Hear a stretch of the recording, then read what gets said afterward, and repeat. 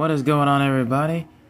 I just got devastating news to break to you guys about the Indiana Fever. Just lost two of their point guards in Sidney Colson and Aari McDonald, and now they face a difficult decision. So the Fever announced on Friday that they would be out two rotation players, of course, Sidney Colson and Aari McDonald. Both Sidney Colson had to have surgery. One, she has to have surgery on her ACL, and Aari McDonald has to have is looking at for a broken right foot. That means officially they have no healthy point guards, as Caitlin Clark remains sidelines with her right groin, a strain she reaggravated last month. And Colson, who had the Fever signed this past winter, has been playing 13.5 minutes off the bench and got carried out of the first quarter. Thursday's loss to the Orlando Magic. At the age of 36, she was in the twilight years of her WNBA career, but was nothing less important than rotational player, particularly in Clark's absence. And meanwhile, McDonald signed a rest of the season contract with Indiana midseason and is averaging 9.8 points and 4.7 assists since.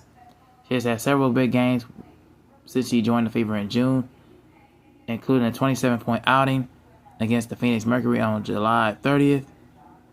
With both guards silent for the rest of the year, Indiana is down to 9 players, given that Caitlin Clark remains sidelined, and the Fever won't be able to sign any hardship contracts until after Saturday's game against the Chicago Sky.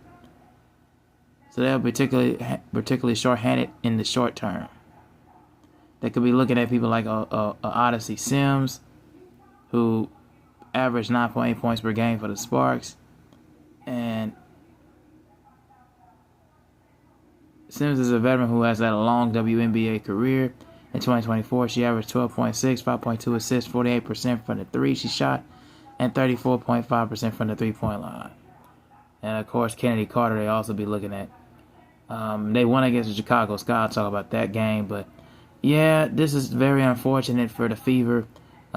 They had very high chances to make noise in the postseason, but they're not healthy right now, and they're gonna be looking at a lot of lineup issues moving forward. Hopefully, if Caitlin Clark does come back, they could probably balance it out a bit. But again, this is not looking good for them overall. So I think this will be a thing that the off season, when it comes around, they'll try to make a line.